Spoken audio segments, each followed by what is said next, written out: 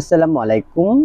স্বপ্ন পূরণের জন্য আছেন জব অ্যাসিস্টের সাথে থাকবেন স্বপ্ন পূরণ হওয়ার আগ পর্যন্ত ইনশাআল্লাহ। প্রিয় শিক্ষার্থী, খাদ্য অধিদপ্তর চাকরির পরীক্ষার সম্পূর্ণ প্রস্তুতির জন্য আমরা সাজিয়েছি। আসসালামু আলাইকুম। স্বপ্ন পূরণের জন্য আছেন জব অ্যাসিস্টের সাথে থাকবেন স্বপ্ন পূরণ হওয়ার আগ পর্যন্ত ইনশাআল্লাহ। প্রিয় শিক্ষার্থী, খাদ্য অধিদপ্তর পরীক্ষার সম্পূর্ণ প্রস্তুতির জন্য আমরা সাজিয়েছি বিষয়ভিত্তিক চূড়ান্ত সাজেশন ক্লাস। আজকে আমাদের প্রথম ক্লাস। প্রথমেই আলোচনা করব বাংলা থেকে গুরুত্বপূর্ণ প্রশ্নাবলী নিয়ে। নিচের কোনটি অপপ্রয়োগ দোষে দুষ্ট নয়? এখানে অপপ্রয়োগ দোষে দুষ্ট নয় প্রতিযোগী শব্দটি। বুল বানান কোনটি? এখানে বুল বানান হলো সমীচীন, এটি হলো বুল বানান। শুদ্ধ হলো দন্তাস ময় দীর্ঘিকার চয় দীর্ঘিকার দন্তান্ন। নিচের কোন বাক্যটি শুদ্ধ? এখানে শুদ্ধ বাক্য হলো কি ভয়ানক বিপদ। অর্ডিন্যান্স শব্দটির বাংলা প্রতিশব্দ কি? বাংলা প্রতিশব্দ হচ্ছে সমরাস্ত্র। নিচের কোন নারীবাচক শব্দের সঙ্গে নরবাচক শব্দের গঠনগত মিল নেই? বেগম শব্দটির সাথে কোনো মিল নেই। চাক্ষুষ এর বিপরীতার্থক শব্দ কোনটি? চাক্ষুষ এর বিপরীতার্থক শব্দ হলো অগোচর। কোনটি মৌলিক স্বরধ্বনি? মৌলিক স্বরধ্বনি হলো রস্যি। নিচের কোনটি একটি যুক্তাক্ষর? এখানে যুক্তাক্ষর হলো অপশন ঘ নাম্বার, এটি হলো একটি যুক্তাক্ষর। প্যারা কোন ভাষা থেকে আগত শব্দ? প্যারা এটি হলো পর্তুগিজ ভাষা থেকে আগত শব্দ। কোনটি বিশেষণ? এখানে বিশেষণ হলো সৎ, এটি একটি বিশেষণ। যদি বৃষ্টি হয় তবে বের হব না, এটি কোন ধরনের বাক্য? যদি বৃষ্টি হয় তবে বের হব না, এটি হলো জটিল বাক্য। শব্দদ্বিত্ব কত প্রকার? শব্দদ্বিত্ব 3 প্রকার। নিচের কোন শব্দে অপূর্ণ অর্থে না উপসর্গ ব্যবহৃত হয়েছে? অপূর্ণ অর্থে না উপসর্গ ব্যবহৃত হয়েছে নালায়েক শব্দটিতে। কুশীলব শব্দটি কোন সমাস? কুশীলব শব্দটি হলো দ্বন্দ্ব সমাস। সুমত্ত শব্দটি এসেছে সুমত্ত শব্দটি এসেছে সামর্থ্য শব্দ থেকে। নিচের কোনটি দ্বিজ বংশীদাস রচিত কাব্য নয়? দ্বিজ বংশীদাস রচিত কাব্য নয় চন্দ্রাবতী।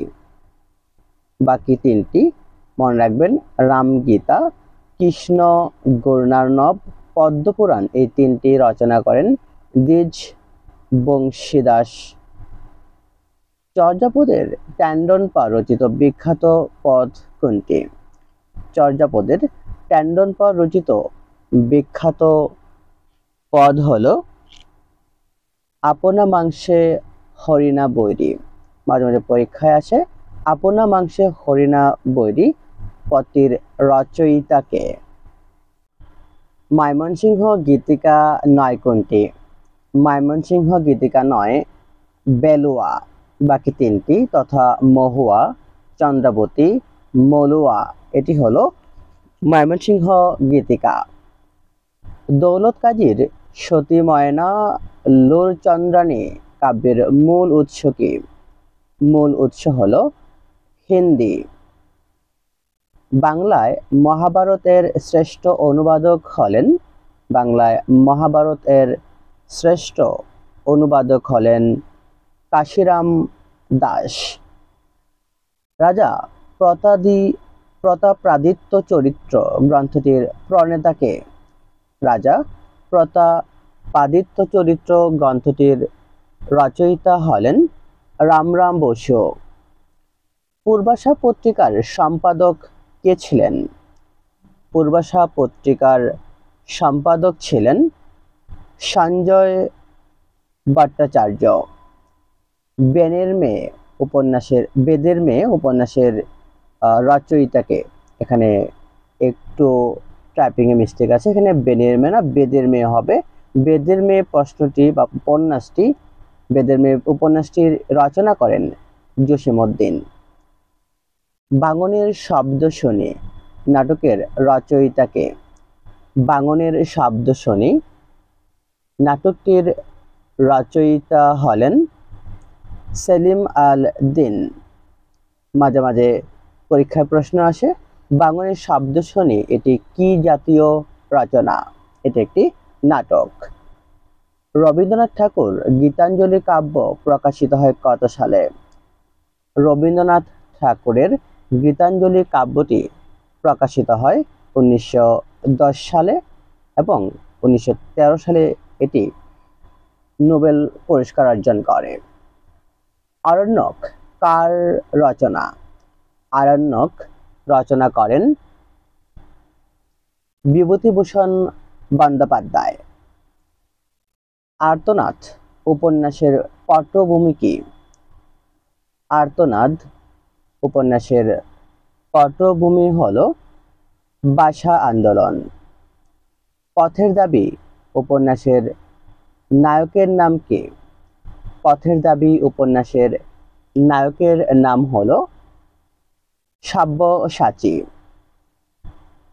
যে জীবন ফড়িংয়ের দুয়েলের মানুষের সাথে তার হয় নাকো দেখা বিখ্যাত চরণটি কোন কবিতার চরণ? বিখ্যাত কবিতার চরণ এটি হলো তথা লাইনটি হলো, আমি কিংবদন্তির কথা বলছি, কবিতার একটি লাইন। তীরহারা এই ঢেউয়ের সাগর পাড়ি দেবরে গানটির গীতিকার কে? তীরহারা এই ঢেউয়ের সাগর পাড়ি দেবরে বিখ্যাত গানটির গীতিকার হলেন আপেল মাহমুদ। কোন কবির উপাধি কবি কণ্ঠহার? কবি কণ্ঠহার এটি হলো বিদ্যাপতি উপাধি। বাঙালি জাতি প্রধান কোন মূল জাতিগোষ্ঠীর অন্তর্ভুক্ত? বাঙালি জাতি প্রধান অস্ট্রিক জাতিগোষ্ঠীর অন্তর্ভুক্ত। বাংলার রাজধানী হিসেবে সোনারগাঁও এর পত্তন করেছিলেন কে? বাংলার রাজধানী হিসেবে সোনারগাঁও এর পত্তন করেছিলেন ঈশা খান। বাংলার প্রথম রাজা কে ছিলেন? বাংলার প্রথম রাজা ছিলেন শশাঙ্ক। 1954 সালে পূর্ব পাকিস্তান প্রাদেশিক পরিষদ নির্বাচনে যুক্তফ্রন্টের প্রতীক কি ছিল? যুক্তফ্রন্টের প্রতীক ছিল নৌকা। ঢাকা ও চট্টগ্রাম সিটি কর্পোরেশন এলাকায় ন্যূনতম আয়কর কত? ঢাকা চট্টগ্রাম সিটি কর্পোরেশন এলাকায় ন্যূনতম আয়কর হলো 5,000 টাকা। পালমা রেশিও কি? পালমা রেশিও এটি হলো আয় বৈষম্য পরিমাপের সূচক। বাংলাদেশের কোন জেলায় সবচেয়ে বেশি পাট উৎপন্ন হয়? সবচেয়ে বেশি পাট উৎপন্ন হয় ফরিদপুর জেলায়। বাংলাদেশের সবচেয়ে বড় প্রাকৃতিক মৎস্য প্রজনন কেন্দ্র কোনটি? বাংলাদেশের সবচেয়ে বড় প্রাকৃতিক মৎস্য প্রজনন কেন্দ্র হলো হালদা নদী।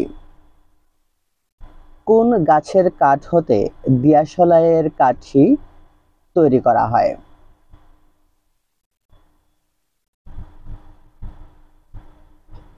গেওয়া কাঠ হতে দিয়াশলাইয়ের কাঠি তৈরি করা হয়। ষষ্ঠ জনশুমারি অনুযায়ী বর্তমানে বাংলাদেশের প্রতি বর্গ কিলোমিটারের জনসংখ্যা ঘনত্ব কত? ষষ্ঠ জনশুমারি অনুযায়ী বর্তমানে বাংলাদেশের প্রতি বর্গ কিলোমিটারে জনসংখ্যার ঘনত্ব হল 1119 জন। বাংলাদেশে নেই এমন উপজাতির নাম কি? বাংলাদেশে নেই হচ্ছে মাওরি উপজাতি বাংলাদেশে বসবাস নেই। তাছাড়া সাঁওতাল, মোরং, গারো সকল উপজাতির বসবাসই বাংলাদেশে রয়েছে। বাংলাদেশে ইপিজেড নেই। বাংলাদেশে ইপিজেড নেই হলো রাজশাহীতে ইপিজেড নেই। জাতীয় অর্থনৈতিক পরিষদের নির্বাহী কমিটির সভাপতিকে? জাতীয় অর্থনৈতিক পরিষদের নির্বাহী কমিটির সভাপতি হলেন প্রধানমন্ত্রী। বাংলাদেশে জাতীয় আয়কর দিবস কোন তারিখে পালন করা হয়? জাতীয় আয়কর দিবস পালন করা হয় 30শে নভেম্বর। অর্থনৈতিক সমীক্ষা 2023 অনুযায়ী বাংলাদেশে দারিদ্র্যের হার কত ছিল? অর্থনৈতিক সমীক্ষা 2023 অনুযায়ী বাংলাদেশে দারিদ্র্যের হার ছিল 18.7%। বাংলাদেশের প্রথম ও একমাত্র ওয়ার্ল্ড ট্রেড সেন্টার কোথায় অবস্থিত? বাংলাদেশের প্রথম ও একমাত্র ওয়ার্ল্ড ট্রেড সেন্টার এর অবস্থান হলো চট্টগ্রামে। বিডা এর পূর্বতন প্রতিষ্ঠানের নাম কি?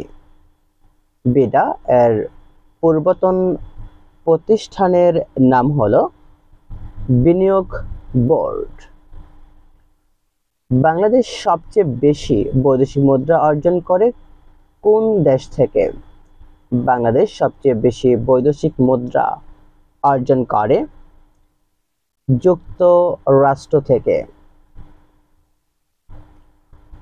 বাংলাদেশ সংবিধান রচনা কমিটির একমাত্র মহিলা সদস্য কে ছিলেন?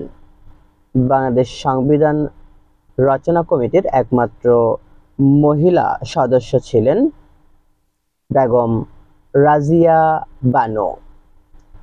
বাংলাদেশের সংবিধানের কোন অংশে মৌলিক অধিকার দেওয়া হয়েছে?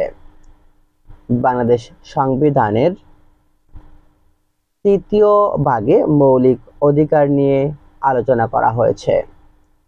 বাংলাদেশের জনগণ জাতি হিসেবে পরিচিত হবেন কি হিসেবে? বাংলাদেশের জনগণ জাতি হিসেবে তারা পরিচিত হবেন বাঙালি হিসেবে। কবিতা পত্রিকার সম্পাদক কে ছিলেন? কবিতা পত্রিকার সম্পাদক ছিলেন বুদ্ধদেব বসু। রোকেয়া দিবস কোন তারিখে পালিত হয়? রোকেয়া দিবস পালিত হয় 9 ডিসেম্বর। বাংলা সাহিত্যে কখন গদ্যের সূচনা হয়? বাংলা সাহিত্যে গদ্যের সূচনা হয় 19 শতকে। আল মাহমুদের কাব্যগ্রন্থ নয় কোনটি? আল মাহমুদের কাব্যগ্রন্থ নয় হ্যামলকের পেয়ালা, এটি তার রচিত কাব্যগ্রন্থ নয়। কবি গানের রচয়িতা এবং গায়ক হিসেবে পরিচিত কে? কবি গানের রচয়িতা এবং গায়ক হিসেবে পরিচিত অ্যান্টনি ফিরিঙ্গি। নামহীন গোত্রহীন গ্রন্থের লেখক কে? নামহীন গোত্রহীন গ্রন্থের রচয়িতা হলেন হাসান আজিজুল হক। মানসিংহ ভবানন্দ উপাখ্যান কার রচনা? মানসিংহ ভবানন্দ উপাখ্যান, এটি রচনা করেন ভারতচন্দ্র রায়গুণাকর।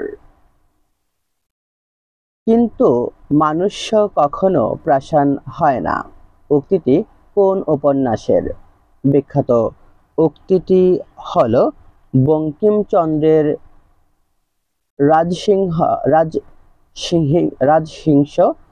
রাজসিংহ উপন্যাসের বিখ্যাত একটি উক্তি।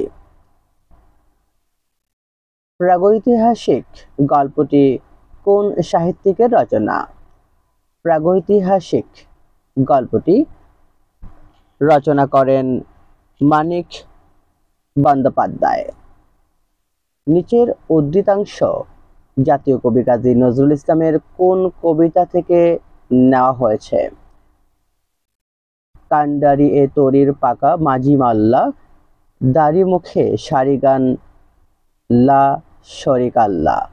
বিখ্যাত চরণটি, এটি হলো কবি কাজী নজরুল ইসলামের ছায়াপাড়ের তরুণী কবিতার এক বিখ্যাত চরণ। দত্ত কুলোদ্দব কবিকে? দত্ত কুলোদ্দব কবি হিসেবে পরিচিত ছিলেন মাইকেল মধুসূদন দত্ত। সূর্য দিগল বাড়ি কোন প্রকারের গ্রন্থ? সূর্য দিগল বাড়ি, এটি হলো একটি সামাজিক উপন্যাস। সর্বজন স্বীকৃত ও খাঁটি বাংলা ভাষায় রচিত প্রথম কাব্যগ্রন্থ কোনটি? সর্বজন স্বীকৃত ও খাঁটি বাংলা ভাষায় রচিত প্রথম কাব্যগ্রন্থ হল শ্রীকৃষ্ণ কীর্তন। কাঙাল হরিনাথ কার সাহিত্যগুরু ছিলেন? কাঙাল হরিনাথ তিনি মীর মশাররফ হোসেনের সাহিত্যগুরু ছিলেন। ঊনবিংশ শতাব্দীর মধ্যভাগে সৌরাপান ও ব্যবসাবৃত্তি যুবকদের জীবনে বিপর্যয় সৃষ্টি করলে কোন প্রহসনটি রচনা করা হয়? সতবার একাদশী প্রহসনটি। ফররুখ আহমদ কত সালে মরণোত্তর 21শে পদক লাভ করেন? ফররুখ আহমদ তিনি মরণোত্তর 1977 সালে 21শে পদক লাভ করেন। জসীমউদ্দীনের এক পয়সার বাঁশি কোন জাতীয় গ্রন্থ? জসীমউদ্দীনের এক পয়সার বাঁশি, এটি হলো একটি শেষোতোষ জাতীয় গ্রন্থ। মাহমুদুল হক রচিত জীবন আমার বোন এটি হলো একটি মুক্তিযুদ্ধভিত্তিক উপন্যাস। ডক্টর মোহাম্মদ শহীদুল্লাহ সম্পাদিত চর্যাপদ বিষয়ক গ্রন্থের নাম কি? ডক্টর মোহাম্মদ শহীদুল্লাহ সম্পাদিত চর্যাপদ বিষয়ক গ্রন্থের নাম হচ্ছে বুদ্ধিস্ট মাস্টিক সংস। রাজা রামমোহন রায় ঠাকুর পরিবারে কার ঘনিষ্ঠ বন্ধু ছিলেন? রাজা রামমোহন রায় ঠাকুর পরিবারের দ্বারকানাথ ঠাকুরের ঘনিষ্ঠ বন্ধু ছিলেন। কোনটি ধনাত্মক দ্বিরুক্তির উদাহরণ? ধনাত্মক দ্বিরুক্তির উদাহরণ হলো এখানে জমজম, এটি ধনাত্মক দ্বিরুক্তির উদাহরণ। পরবিত এর সমার্থক শব্দ কোনটি? পরবিত এর সমার্থক শব্দ হলো কোকিল। শস্যব্যস্ত কোন জাতীয় সমাস? শস্যব্যস্ত, এটি হলো উপমান কর্মদ্বারয় সমাস। মুক্ত শব্দের সঠিক প্রকৃতি প্রত্যয় কোনটি? মুক্ত শব্দের সঠিক প্রকৃতি প্রত্যয় হলো মুছ যোগ ত। নিচের কোন বানানটি শুদ্ধ? এখানে শুদ্ধ বানান হলো মুমুক্ষ, এটি হলো শুদ্ধ বানান। বৃহৎ অর্থে স্ত্রীবাচক শব্দ কোনটি? বৃহৎ অর্থে স্ত্রীবাচক শব্দ হলো অরণ্যানী।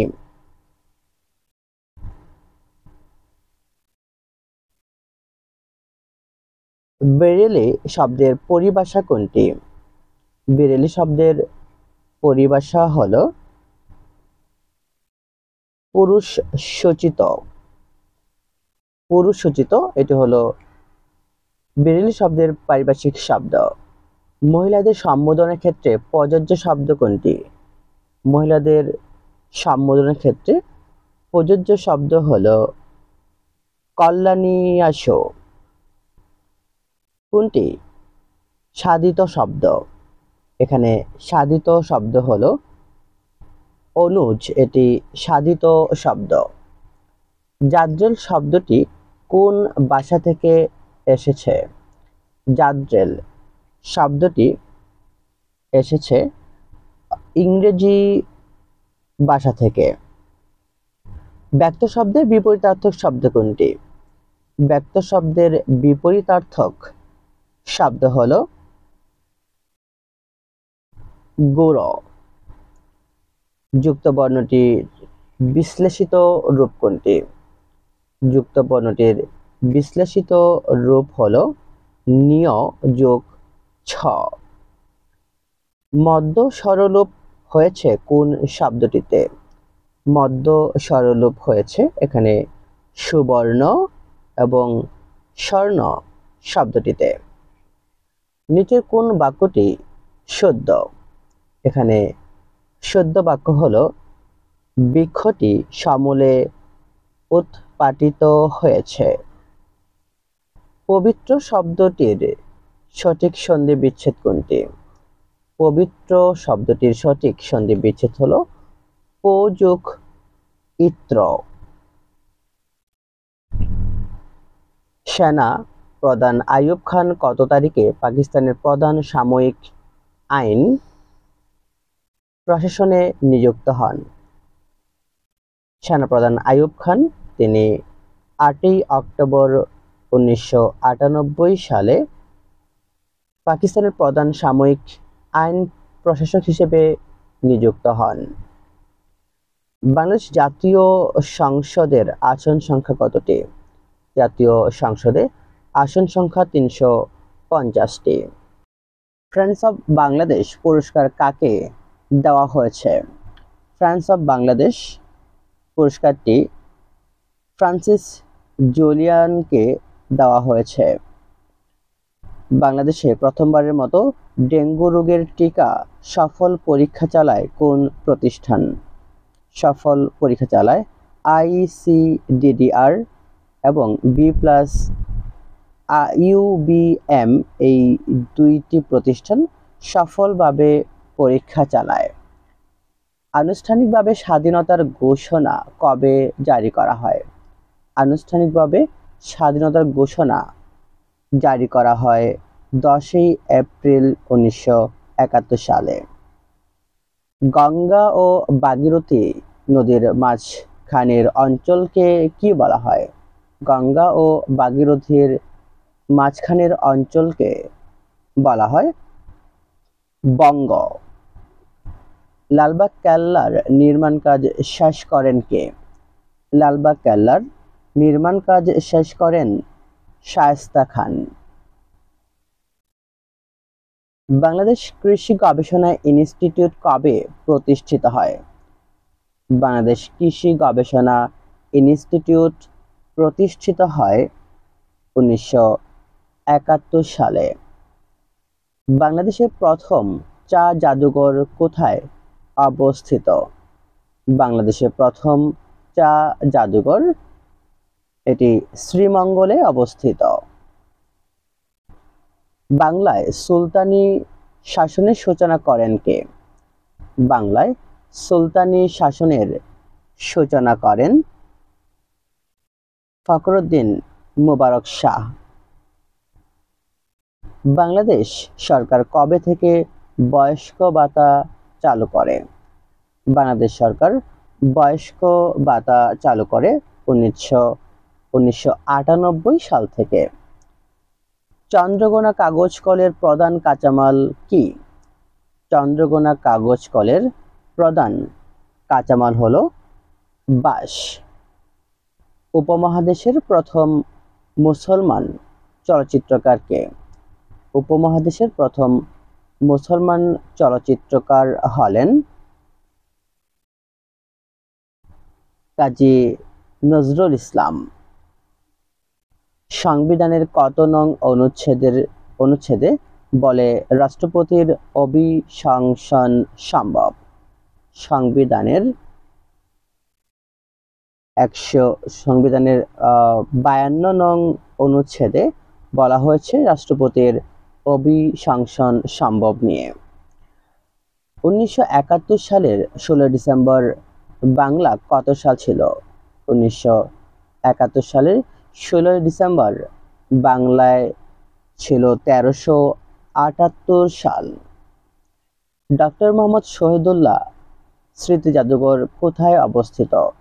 ডক্টর মোহাম্মদ শহীদুল্লাহ স্মৃতি জাদুঘর এটি বাংলা একাডেমিতে অবস্থিত। বাউল গানকে কি সাহিত্য বলে? বাউল গানকে বলা হয় তত্ত্ব সাহিত্য।